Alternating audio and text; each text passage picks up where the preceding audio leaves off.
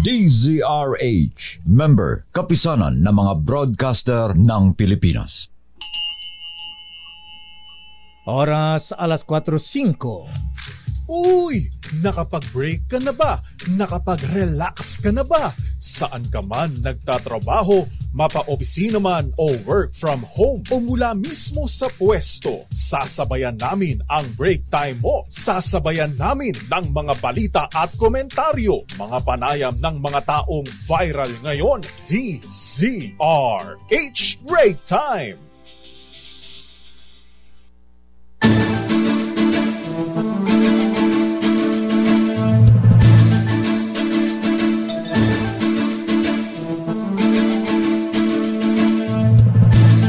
Magandang hapon, Pilipinas.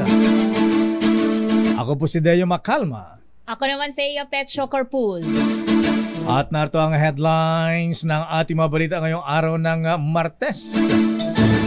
Ados ng buwan ng Enero 2024. 15,000 mga pulis ikakalat sa Maynila para matiyak ang kaayusan at kaligtasan ng mga deboto ng Black Nazarene o Translasyon 2024. Pagsampa sa andas ng poong itim na Nazareno, bawal na. Disenyo ng innovated andas, kasadong isa publiko. Bulletproof. Samantala mga kalsadang daraanan ng andas ng Black Nazarene, nilinis ng pulisya sa mga vendors. Death toll naman sa magnitude 7.6 na lindol sa Japan, pumalo sa 30. Search and rescue nagpapatuloy. Daming building na mga nasira, mga bahay. Samantala mga Pinoy sa Japan, tinak na mga ligtas. Earthquake Assistance Hotline inilabas naman ng Department of Migrant Workers. Tradisyonal na mga jeepney babiyahe hanggang sa bagong deadline ng consolidation sa January 31 ayon sa Manibela. Mga nag-uwi ang bakasyonista nitong Pasko at bagong taon. Abay dagsaan ngayon sa mga bus sa terminal at maging sa mga pantalan at mga airport. Nakalulungkot na balita, lalaking naputukan sa Ilocos Region kauna-unahang naitalang namatay dahil sa paputok ayon sa Department of Health. Blue card naman ng mga senior citizens ng 10 Embo barangays. Kasama na rin ang mga yellow cards na ipinibigay ng Makati. Wala ng visa sa Makati City ngayon. Awanin. Oy, sayang ha? Baka naman na pwedeng tapatan to ni Mayor Lani Mercado sa Lani Cayetano sa Taguig. Pag-asa naglabas ng 25 pangalan ng mga bagyong papasok sa Pilipinas ngayong 2024. At ngayon sa detalye ng ating mga balita. Sinimulan na ng Manila Police District ang paglalatag ng seguridad para naman sa nalapit na piyesta ng Quiapo. Sinabi ni MPD Director Colonel Arnold Ibay na nasa 15,000 na mga pulis ang ipakakalat sa buong Maynila para tiyakin ang seguridad ng mga deboto. Maaga na rin silang nagsisimulan ang paglalagay ng mga checkpoints para tiyakin ang kaligtasan ng mga mananampalataya. Ipinagbabawal na rin ng MPD sa mga deboto ang pagdadala ng backpack, pagsusot ng sombrero, mga matatalim na bagay o kaya ay pagdadala na anumang armas.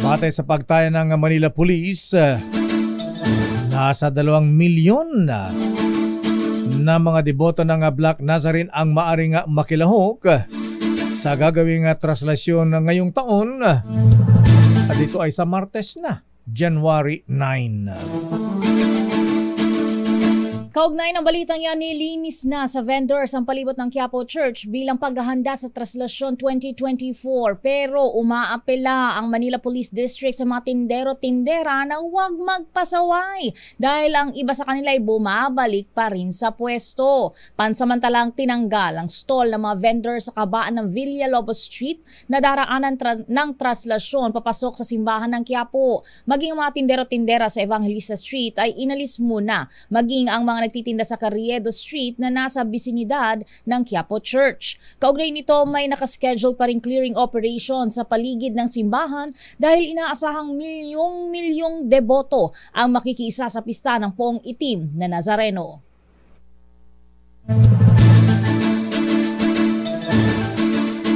Samantala, bawal na. Ayan yung mga dati nating nakagawian. Bawal na po, mga kaibigan, bawal na ang pagsampa sa andas ng Itim na Nazareno sa gagawing traslasyon sa January 9, araw ng Martes. Ito ang paalala ni Father Hans Magdurulang, ang spokesperson ng Nazareno 2024. Ayon kay Father Magdurulang, lalagyan ng salamin ang andas. Nako, ito na yung salamin na bulletproof, Miss Thea. Oo, bongga lakay. Nagagamitin sa proyesyon ng Itim na Nazareno. Dahil sa nasabing disenyo, hindi napapayagan pa ang mga debota na sumampa sa andas. Katulad ng mga nakagawian. Sinabi pa ni Father Magdurulang na 8 ihos lamang ang aatasan na mag-escort sa andas. Yun ang mga swerte, ano? At babawalan din sila na pumasok sa loob ng salamin. Sinabi pa ng Kura Paroko ng Quiapo na wala ibang makita sa ibabaw ng andas kundi ang Itim na Nazareno. Samantala, nagkaroon ng pagbabago nga sa disenyo ng andas para sa nalalapit na traslasyon sa January 9 sa panayam ng Magandang Umaga Pilipinas kay Police Colonel Arnold Ibay, Director ng Manila Police District, na katakda ng ilabas ang innovated na disenyo ng andas sa mga susunod na araw. Ayon kay Ibay, binago ang disenyo ng andas upang makita ng mga deboto ang imahe ng Poong Itim na Nazareno. Narito si Ibay. We still have to see the final design ng yung binabanggit ninyo. Alright. Pero as announced by the church, nagkaroon po ng innovation dito sa darating na yung innovation yung andas, no? Kasi ang tema po kasi na sinasabi ng simbahan is gusto makita ng mga deboto ang Nazareno. Kadalasan po kasi nasasampahan, puro tao na po nakapaligid sa Nazareno sa taas.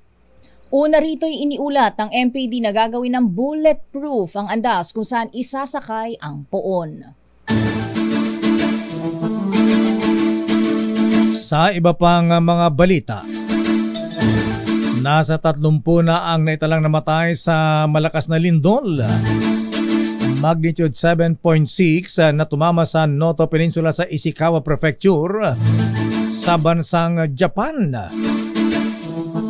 Batay sa report ng Reuters, nasa 10,000 residente ang agad na inilikas nang mangyari ang malakas na lindol kahapon ng hapon, New Year's Day. Hanggang ngayon ay patuloy pa rin ang search and rescue operations sa mga residente na apektuhan ng malakas na lindol. Sa mga bumagsak na mga gusali, kabahayan, nasirang kalsada at maging supply ng kuryente ay naapektuhan. Tinawag ni Japanese Prime Minister Fumio Kishida na battle against time ang paghahanap sa mga nawawalang mga residente. Kasunod ng malakas na lindol, ang malaking tsunami naman na nagpabaha naman sa kanlurang bahagi ng Japan na sumira sa mga kabahayan at tumangay pa sa mga sasakyan. Nagtamo rin na matinding pinsala ang Noto Airport na agad namang isinara habang na-stranded naman ang kanilang mga sakyan ang mga nasa 500 katao. Kaugnay ng balitang yan, lumikas ang higit 100 Pilipino sa Japan matapos yanigin ng magnitude 7.6 na lindol. Sa report ni RH52 Edniel Parrosa, 159 na Pinoy ang naitalang nag-evacuate sa Minamigawa Elementary School. Sinabi naman ni Overseas Workers Welfare Administration o OWA Chief Arnel Ignacio na nakauwi na ang 158 sa mga nabanggit makaraang tanggalin ang tsunami advisory sa Japan. Sabi ni Ignacio, wala namang napaulat na aksidenteng kinasangkutan ng mga Pilipino hanggang ngayong araw. Aabot naman sa 1,287 ang mga Pinoy sa Ishikawa Prefecture kung saan bahagi nito ang tinamaan ng malakas na pagyanig. Nauna nang inilunsad ng Department of Migrant Workers ang hotline nito para sa mga pamilya ng posibleng naapektuhang overseas Pinoy workers na 1348 o di na may positive 632-1348 kung tatawag mula abroad. Ito naman ang good news. Dahil walang Pinoy na napaulat na tinamaan, nasaktan sa mapabinsalang malakas na lindol na yumanig sa Japan kahapon unang araw ng taong 2024. Ito naman ang report ni Foreign Affairs Undersecretary Eduardo De Vega. Batay naman sa report ng Filipino community sa Japan. Inuga ng magnitude na 7.6 na lindol kahapon ang Central Japan at ayon sa Japan Meteorological Agency, umabot na sa 155 ang pagyanig mula noong Lunes kahapon. Sa datos naman ng DFA, nasa 1,300 na kababayang Pilipino ang naninirahan sa Ishikawa Prefecture, ang epicenter ng malakas na lindol. Naku, sana nga ligtas lahat ang ating mga kababayan doon. Samantala, naglabas ng Earthquake Assistance Hotline ng Department of Migrant Workers para sa mga Pinoy at kaanak nilang posibleng naapektuhan ng lindol sa Western Japan. Ayon kay DMW Officer in Charge Hans Leo Kakdak, maaaring kontakin ang DMW OWA Japan Help Desk sa Hotline 1348. Kung mula naman sa abroad ay tatawag ay maaaring gamitin ang numerong positive 163-1348. Bukas din ang hotline ng DMW Migrant Workers Office sa Osaka sa mga numerong positive 81702275682 at positive 8170244744016. Matatandaang niyanig ng 7.6 magnitude na lindol ang Ishikawa Prefecture sa Japan kung saan nasa 1,300 na mga Pilipino ang nakatira rito. Abay, kung may malakas na lindol sa Japan, abay, meron ding malakas na lindol na yumanig sa bahagi ng Mindanao.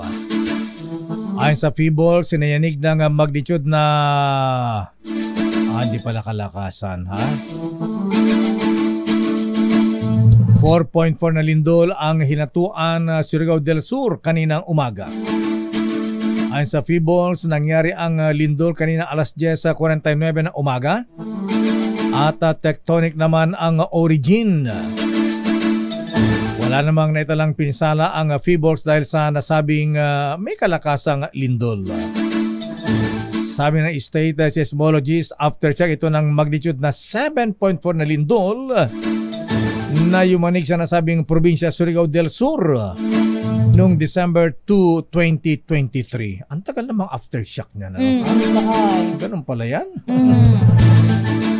Samantala, pinalawig ng 1 buwan ang pamamasada ng mga jeepney na biyaheng Pasig hanggang Taguig Patero sa kabila ng deadline ng consolidation. Ito ay dahil lahat ng jeep sa Pasig Palengke Terminal ay hindi nagpa-consolidate para bumuo ng kooperatiba sa PUV Modernization Program. Ayon sa LTFRB, papayagang bumiyahe ang mga hindi pa consolidated kapag hindi lumampas sa 60% ang bilang ng mga nagpa-consolidate sa isang ruta. Samantala, sinabi ng leader ng board members ng TPP JODA na si Jose Mamongay na maninindigan sila kontra consolidation kahit matapos pa ang pinalawig na palugit na hanggang Enero 31 na lamang. Babalikan natin ilang pang detalye ng ating mga balita. Nako, yung mga magsisipagbalikan ng Metro Manila ngayon. Ito na yan. At yung mga bakasyonistang nasa Metro Manila na pabalik ng probinsya, abay dagdagan nyo lang yung pasensya dahil dagsaan ngayon ang mapasero sa mga bus terminal, maging sa pantala at mga airport. Samantala, isang lalaking naputukan sa Ilocos Region. Kauna-unang naitalang namatay dahil sa paputok ayon sa Department of Health. At bad news sa mga residente ng Makati. Sana yung may mga hawak na yellow cards. At siyempre mga blue card holders na mga senior citizens. Aba yung kanilang yellow at blue card, Miss Thea. Wala na? Wala nang visa. Awani. Ayan, expired na kaagad. Ito po ay para sa mga residente ng 10 Embo Barangays na dati ay nasa jurisdiction ng Makati pero ngayon ay nasa Taguig na. Ang detalye po ng mga balitang yan sa ating pagbabalik sa ating palatuntunang Break Time. RH Break Time. Oras Ninang Doktora Isa Suntay, Hermana Rosie Sarangaya, Doktora Evelyn Laureta, alas 4:22. Break Time.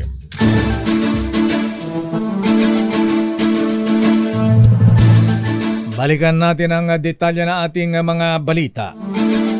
Pero bati mo natin si Lola, ha? Birthday pala ni Lola ngayon, 90 years old. Wow, happy birthday! Si Lola Cornelia Bugnot ng San Jose, Tarlac City. Ba, nakikinig si Lola Cornelia ngayon. Ay, Lola Cornelia, happy birthday po, ha? Ayan. Aba, sabi ni Mr. Fred Abari, ay magpapakanton daw po kayo, Lola. Ayan. Pampahaba pa ng boy lakay. Siyempre, ayan. Aabot pa yan ng 100 years. Happy birthday, Lola Cornelia. At happy birthday din kay Assistant Secretary Attorney Jana Fama. Oy, Kuyang, ha? At si Kuyang Raymond Tapia, binabati ng mga brethren sa Chodoro, Macalma, Calao, Masonic Class number 136. Balikan natin ang mga balita. Unahin natin ang mga reports. Unahin natin ang report mula sa Malacanang. Aba, kumusta ang cabinet meeting sa Malacanang, Miss Alette? Ano ba ang agenda ngayon? Pero sa kanyang report, ang Pilipinas handa raw tumulong sa Japan kasunod ng malakas na pagyanig ng lindol doon na ikinamatayan ng tinatayang mahigit 30 katao. Alamin natin ang report mula kay Aris number 14. Ipapadala ba natin ang mga taga-MMDA? Ayan. Oo nga, last time sila pinadala lakay, di ba? O kaya team ng Red Cross o kaya ano ba, yung mga sundalo, meron tayong mga team pagka ganitong may kalamidad, may sakuna, ha? Aris number 14, Let Narciso please come in. Miss Let. Lakay ni Thea, nagpahayag si Pangulong Ferdinand Marcos Jr. ng pakikiisa sa Japan matapos tumama ang magnitude 7.6 na lindol doon. Ayon sa Pangulo, nakalulungkot ang nangyari sa Japan sa mismong araw ng bagong taon. Nag-alok rin ito ng tulong kung anumang suporta ang kinakailangan ng Japan. Kasabay nito'y tiniyak ni Pangulong Marcos na sinisiguro ng pamahalaan ang kaligtasan ng mga Pilipino doon. Mahigpit anyang nakikipag-ugnayan ang kaukulang mga ahensya sa Japanese government para tiyakin ang kapakanan ng ating mga kababayan. Batay sa ulat ng Embahada ng Pilipinas sa Japan, walang Pilipinong namatay o nasaktan sa lindol. Patuloy namang binabantayan ng Department of Migrant Workers ang sitwasyon ng mga Pinoy, partikular sa Ishikawa at Toyama prefectures. Yung cabinet meeting kanina, Lakay, ay ang pinag-usapan ay tungkol dun sa pananatili ng Pilipinas sa gray list ng Financial Action Task Force. Ibig sabihin pagka nasa gray list, di ba pwedeng green? Nasa gray list Lakay, may mga, ibig sabihin ay may mga hindi compliant yung Pilipinas sa money laundering at sa paglaban sa terrorism financing. Ang pinangangambahan dito, Lakay, ay kasi kailangan ngayong taon ay maayos na ito dahil kung hindi, maaari daw ma-blacklist.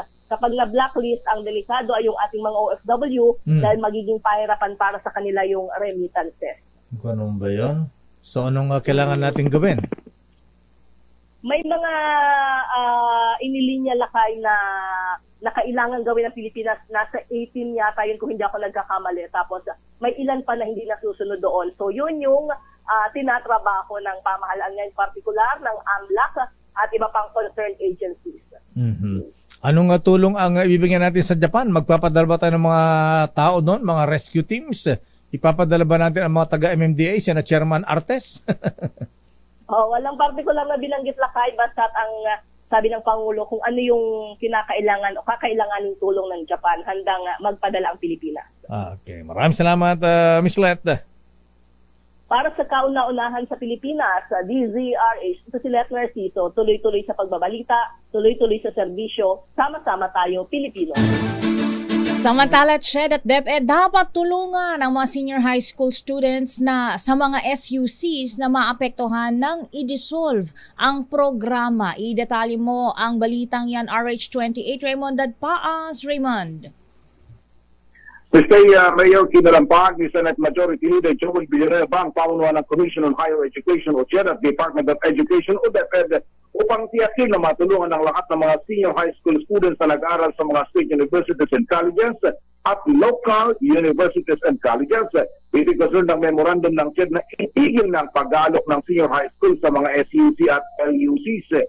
Para kay Villanueva, kailangan ng masusing koordinasyon sa pagitan ng CHED at DepEd para dito upang hindi maputol ang pag-aaral ng mga bata at may sapat na public o private school na tatanggap sa mga maapektuang ng estudyante. Aminado si Villanueva naging responsibilidad ng CHED na mag-offer ng senior high school dahil ginawa lang ito sa panahon ng transition period. Ito mula 2016 hanggang 2021 na siyang transition period para sa K-12 program. Sa memorandum ni CHED Chairman Prospero de Verde, hindi na maaaring mag-offer ang mga SUC at PUCs ng senior high school simula sa school year 2024-2025. Para sa kauna-unahan sa Pilipinas, DZRH, ito si Raymond Dadpaas, tuloy-tuloy sa pumalita. Yung issue ng franchise consolidation, di ba magpapatawag ng investigasyon si Senator Amy, Senator Grace po at Senator Coco Pimentel? Sa ngayon, Mayor, wala pa akong nakikitang schedule ng hearing dahil nga kalilipat pa lang ng taon. Pero malalaman natin yan ni soon as possible time dahil bago man nagsara ang session ng Senado noong December ay nag-deliver ng isang speech Senator Grace Poe at kino-question niya yung problema ng route rationalization plan na hindi pa nakukompleto ng LTFRB at Department of Transportation there. Yan, okay. Abangan natin yan. Maraming salamat, Raymond. Balik sa inyo, Mayor at Mr. Ian. Samantala, pagkamatay ng isang lalaki sa Bataan na hinihinalang tinamaan ng ligaw na bala sa pagsalubong ng New Year. Abay, nilino ng PNP anyari, ha? Ayan. Ano ang tumama? Anong naging dahilan na Val? At di ba mayroong pulis na namatay? Naglilinis ng baril? Oo. Hindi siya marunong ng safety ng gun handling. Alamin natin report mula kay arrest number 5. Val Gonzales, please come in. Val.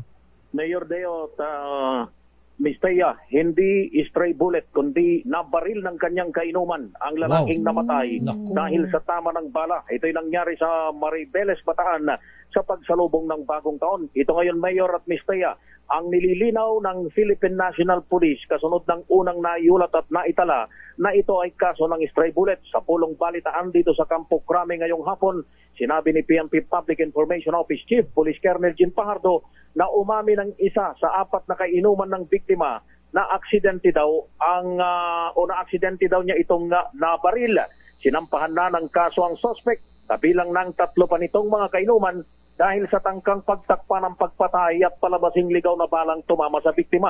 Dahil dito, mula sa 14 na reported cases ng stray bullet, ay 13 na lamang ang nasa record ng PNP na kaso ng ligaw na bala as of 6 a.m. ngayong araw, January 2, 2024. Sa nabanggit na bilang, 12 nasugatan habang isang insidente ay nadiscovery lamang na may islag ng bala na lumusot sa bubungan ng isang bahay at wala namang nasugatan. Pinakamataas ang naitalang stray bullet incident sa Metro Manila na may 4 na kaso, tig-2 insidente sa Regions 3 at Bangsamoro Autonomous Region, habang ang tig-isang kaso naman ay naitala sa 5 pang rehiyon sa bansa. At ang kaso ng stray bullet ngayong pagsalubong ng 2024 ay mas mataas kumpara noong salubungin ng taong 2022 at 2021 na mayroong 12 at 11 kaso lamang. Para sa kauna-unahan sa Pilipinas, DZRH, ako naman Val Gonzales, tuloy-tuloy sa pagbabalita, tuloy-tuloy sa serbisyo. Sama-sama tayo, Pilipino. Maraming salamat, Val Gonzales. Samantala, 2 patay habang nasa 20 katao ang sugatan sa salpukan ng 2 van sa National Highway sa bayan ng Aritao, Nueva Vizcaya. Ang detalye ibibigay sa ating RH25 Grace Ansano. Grace. Yes, patay ang driver ng Isuzu Close aluminum van at ang sakay nito. Habang sugatan ang 2 sakay naman ng Toyota o itong 20 sakay ng Toyota Hi-Ace commuter van sa malagim na salpukan ng 2 sasakyan. Nangyari ito kaninang alas 6 ng umaga sa kahabaang lansangan ng puro nagkwartelan sa Aritao, Nueva Vizcaya nga. Kinilala ang driver na namatay on the spot na si Siriaco Bertadazo at sakay na ng Hi-Ace van na si Maximo Prades. Ang inaalam pa ang pagkakakilanlan ng nasa 20 mga sugatan sakay ng Toyota Hi-Ace commuter van na minamaneho ng kinilalang Darwin Raquiapo. Sa initial na investigasyon ng PNP Aritao ng kanilang OIC Police Corporal Sakit, parehong binabagtas ng magkasalubong na 2 sasakyan ang bahagi ng National Highway at dito nga ay nagkaroon ng kawalan ng control sa brake ng Toyota Hi-Ace na minamaneho ng isang Darwin Raquiapo at dire-diretso itong sumalpok sa kasalubong nitong aluminium close van na minamaneho nga nitong si Siriaco Bertadazo at residente ng Inyangan Dupac del Sur. Itinakbo sa pinakamalapit na hospital ang mga sugatan habang nagpapatuloy ang investigasyon. Para sa kauna-unahang himpilan sa Pilipinas, DZRH. Ito si RH25, Grace Vera Sansano. Tuloy-tuloy sa pagbabalita, tuloy-tuloy sa serbisyo. Sama-sama tayo, Pilipino. Muchas gracias, Gracia Vera Sansano. Buenas tardes. Ayun po mga drivers natin, mga motorista ha. Abay, hina-hina mga kuya sa pagmamaneho ha. Wag paspas lakad. Ayan, wag masyadong kaskasero ha. Ayan, aabot din kayo kahit mabagal. Oo naman. Pero wag naman sobrang bagal. Kalmahan lang sa kalsada lakad. Tama lang, dahil kung sobrang bagal naman nakakainis. Abay, magalit ang mga nasa likuran ninyo ha. Bubusinahan kayo ng bubusinahan dyan.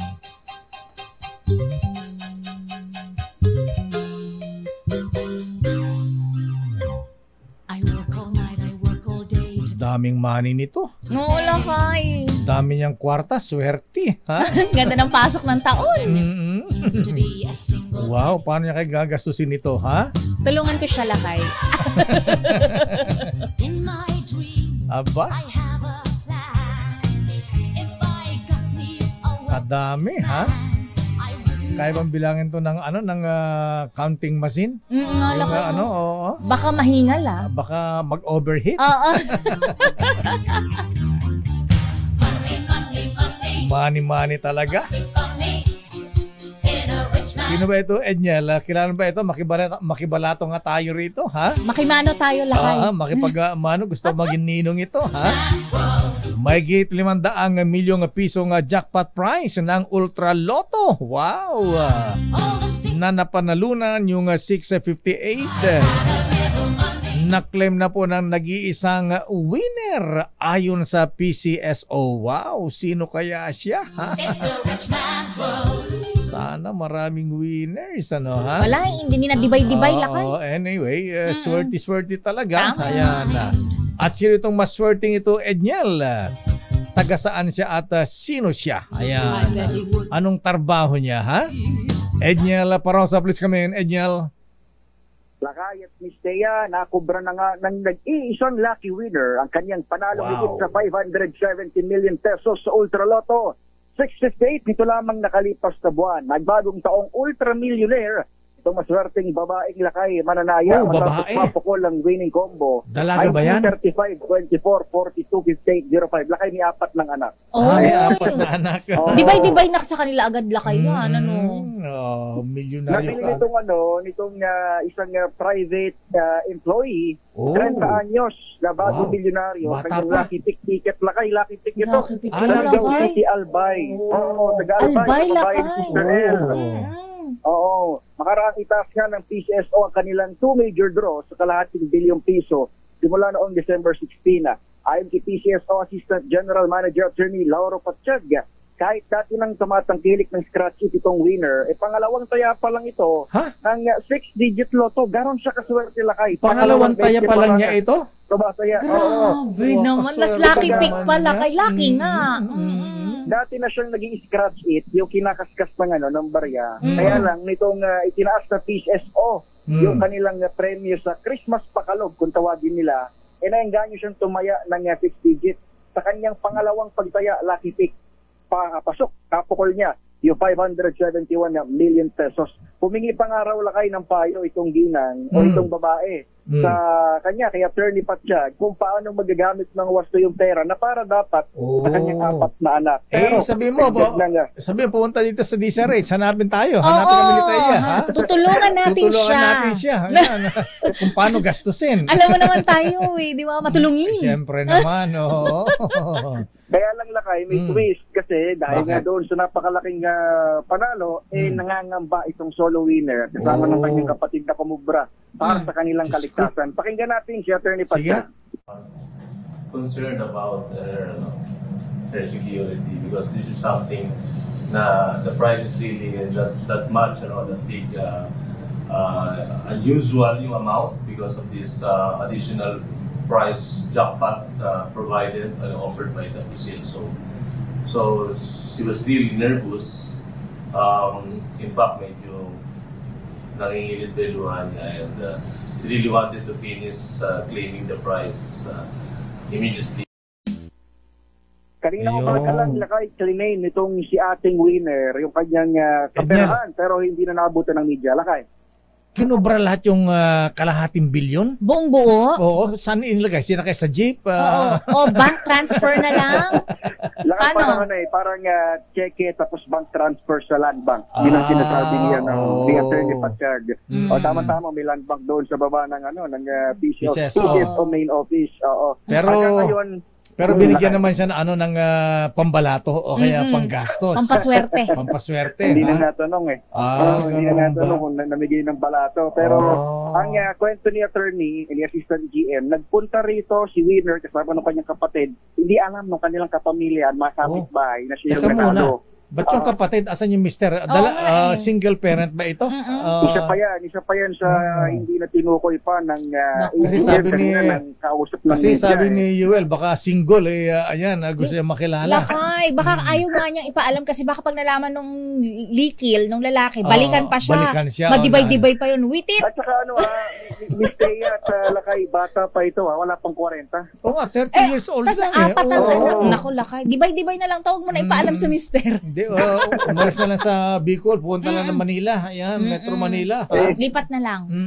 Oo, hanggang sa ngayon, actually may pag-asa pa tayong tatlo kasi hanggang ngayon, wala pang nakakakuha ng Grand Lotto at Super Lotto na higit 500 billion pesos din ang premyo. LP na tayo lakay. Kailan ang bola niyan? Mukhang mamaya mayroon ulit ganun ba? Habol ba tayo lakay? Kailangan. Asan si Lotto King? Patayan nga tayo. Ayan. Habol.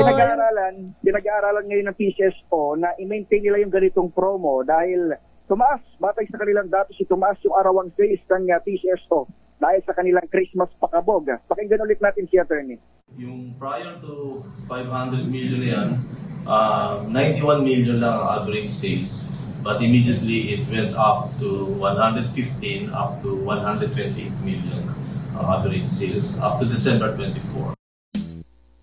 Yun. Ang magandang balita lang kayo ng PCSO ay mayroon na rin online na tayaan ng loto. Mayroon ng iloto sa pamamagitan ng isang application at sa website ng PCSO. Pwede na online? Oo, lakay. Mayroon na. Kasi ngayong taon. Paano yung ticket?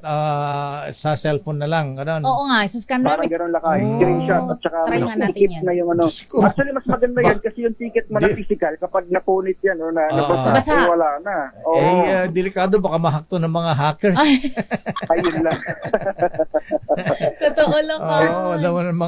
I-pickpocket yung cellphone mo, di ba? Delikado yata yun.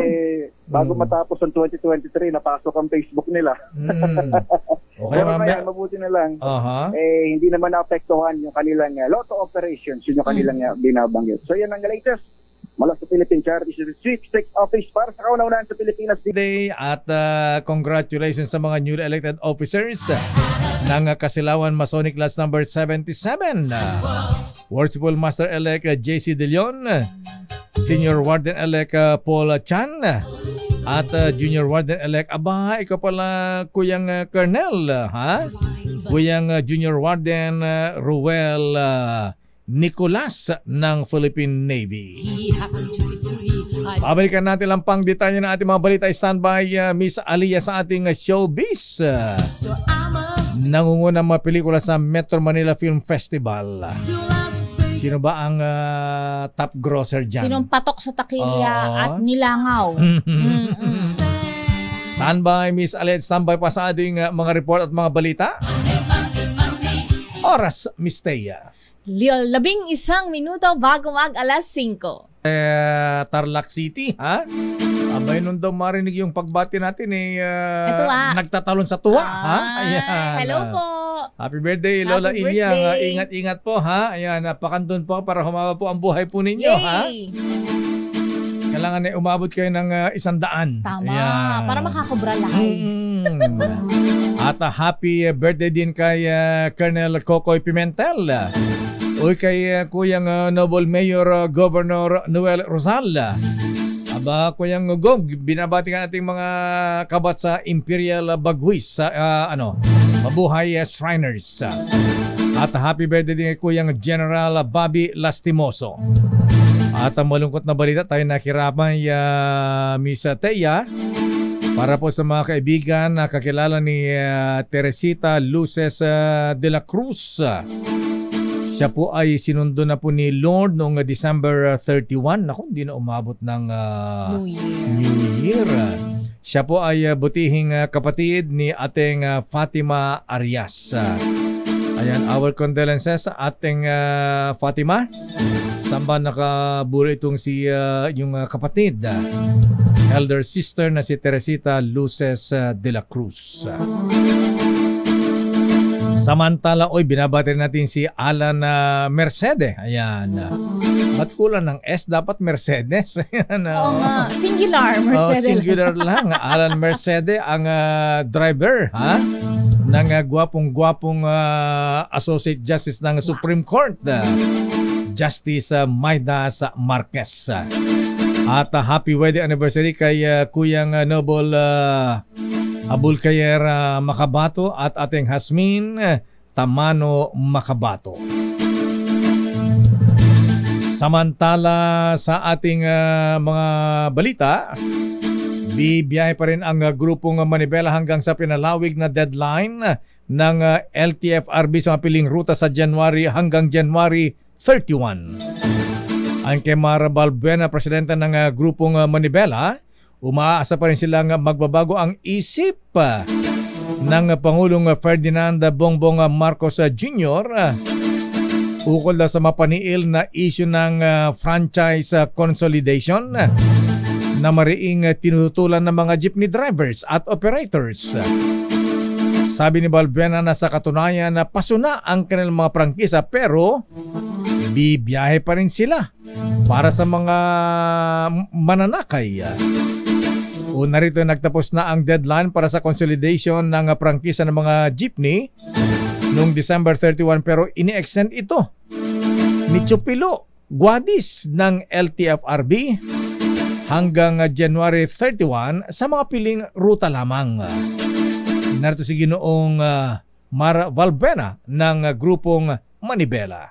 Kala mo may mawawala sa gobyerno kapag po hindi na kami pinayagan na makapag-renew ng aming mga prangkisa. May mawawala po ba sa gobyerno? Kapag kami po ay binigyan ng prangkisa, di ho ba makakatulong pa sana? Bibiyahe pa rin tayo hanggang January 31 pero umaasa pa rin tayo na ang ating Pangulo po ay mabubuksan ng kanyang isipan at ang kanyang puso para sa mga mahihirap. Kung hindi man, ang Supreme Court na lamang po ang inaasahan natin, Sir Deo. Pero isang na-interview ni Edniel Parosa kanina, sabi ni Kuya Driver, jeepney driver, bibiyahe pa rin sila. Kahit expired na ang kanilang hindi nire-renew ang kanilang prangkisa. Bahala na raw kung sila ay huliin. Do or die na yan. Yan, siyempre, hanap buhay yan. Nasaan ang is in doing a business dito? Totoo lakay. Abay pinapahirapan ang mga mahihirap. Imbes na tulungan. Samantala, dagsana ang mga pasaherong nagbalikan sa Metro Manila mula sa kani-kanilang mga probinsya matapos ang isang linggong Christmas celebration. Sa ulat ni DZRH reporter Boy Gonzales, dumating na ang mga bakasyonista mula norte sa Florida Bus Terminal sa Sampaloc, Maynila ngayong January 2. Sa Cubao, Quezon City naman, iniulat ni DZRH reporter Edniel Parosa na marami na rin ang nagsisidatingan sa Victory Liner Bus Terminal upang magbalik trabaho. Gayun din ang sitwasyon sa Superlines Bus Terminal na inaasahang darami pa ang mga pasaherong pabalik din sa probinsya hanggang bukas January 3. Ito naman ang mga malungkot na balita para sa mga senior citizens sa Makati. Ayan, kung wala ng visa ang kanilang yellow card, para po ito ay para lamang sa mga 10 residente ng 10 barangay. Mga embo-embo yan lakay. Yung embo-embo. Ano ba ibig sabihin na embo? Yung embo mismo, Enlisted Men's Barrio lakay. So kapag ka sembo, ito yung central. Kasi karamihan ng mga nakatira dyan, mga sundalo. Yan yung Fort Bonifacio nung araw. Oo, lakay military housing pala siya. Tapos pagka yung Rembo, ano yung Rembo? Riverside. Enlisted Men's Barrio. Riverside pala yun. Ang Pembo, yung P, Panthers. Yung Panther. Pangalan nung parang Scout Rangers, parang ganyan. Pang platon-platon nila. At yung Comembo naman, Combat Enlisted Men's Barrio. Now we know. Ano pa yung Comembo, Pembo? Ayun yan, yung Comembo lakay combat naman sila. Ano ba ibang yun lang Pembo. Tapos di ba kasi yung East Rembo. Side, Rembo, Riverside. Riverside. Wala na rin visa ang blue card ng mga senior citizens na residente ng 10 Embo barangays na dating sakop ng Makati pero nasa Taguig na ngayon simula ngayong taong 2024. Matapos ang desisyon ng Supreme Court na hindi na nila ito magagamit dahil hindi na sakop ng Makati ang mga naturang barangay at ito ay nasa jurisdiction na ng Taguig City. Matahanda na una ng inanunsyo ng Makati kahapon na wala ng visa ang yellow card ng mga taga-Embo na ginagamit naman sa health services sa Makati. Samantala, una nang nagpahayag naman ang Taguig City na ang mga residente ng Embo ay makatanggap pa rin o makatanggap din ng mga benepisyo na ibinibigay sa kanilang lugar. Samantala, lakay, ito na kinumpirma na ng Department of Health ang unang nasawi dahil sa paputok na naitala sa Ilocos Region. Ayon sa DOH, ito ay isang 38 anyos na lalaki mula sa Ilocos Region na nagsindi ng sigarilyo habang nakikipag-inuman malapit sa mga nakaimbak na paputok. Pumalo na ngayon sa 443 ang kaso ng mga napuruhan ng paputok, kabilang ng isang nakalunok ng watusi at isang tinamaan ng ligaw na bala. May 6 na bagong kaso naman ng naputulan ng daliri o kamay kaya umabot na sa 17 ang kabuang kaso nito. Sa tala ng DOH, nangunguna sa mapaputok na nagdulot ng disgrasya ang Kuitis, 5-star Boga at Plapla. At sa balitang showbiz, good afternoon Dr. Ruel Aguila, Kuyang Dado Milagrit at Kuyang Mem San Gabriel. Showbiz. Nangungunang mga pelikula sa MMFF 2023, ating alamin kay Aliyah Ikatlo IV. Aliyah. Lakay at Miss Thea, marami pa rin ang mga humahabol sa sinihan para manood ng mga pelikula sa Metro Manila Film Festival. Sa katunayan ay may mga ulat na umabot sa mahigit 95 million pesos ang kabuang kinita ng mga pelikula noong December 30 holiday. As of December 30, ayon sa sources, nangunguna sa mga pasok na pelikula ang Rewind ni na Marian Rivera at Dingdong Dantes. Sunod ang thriller film na Malyari ni Piolo Pascual. Pangatlo ang historical film na Gumbursa, kung saan nagwagi na Best Actor ang isa sa lead stars nito. Pang-apat naman ang Firefly na nagwaging Best Picture. At pang-limang mabentang pelikula ang A Family of Two ni na Alden Richards at Sharon Cuneta. Mismong si MMDA Chairman Domando Artes na rin ang nagsabing mas malaki ang kinita ng film festival ngayong taon kumpara noong 2022. Samantala, pwede pang humabol ang mga nais manood ng MMFF dahil bukas pa ito hanggang sa linggo, January 7. Para sa Break Time Showbiz, ito si Aliyah Ikatlo. Tuloy-tuloy sa pagbabalita, tuloy-tuloy sa serbisyo. Sama-sama tayo, Pilipino. Maraming salamat, Miss Aliyah Ikatlo IV. At yan na ang kabuuan nating mga balitaan sa palatuntunan ng Break Time. Ako po si Deo Macalma. At ako naman, Thea Petro Corpuz. Antabayan po mga balansyadong balita, Chairman of the Board, Henry Uri at Miss O, Karen Oyong. Oras. Overtime tayo. Oras 5:02.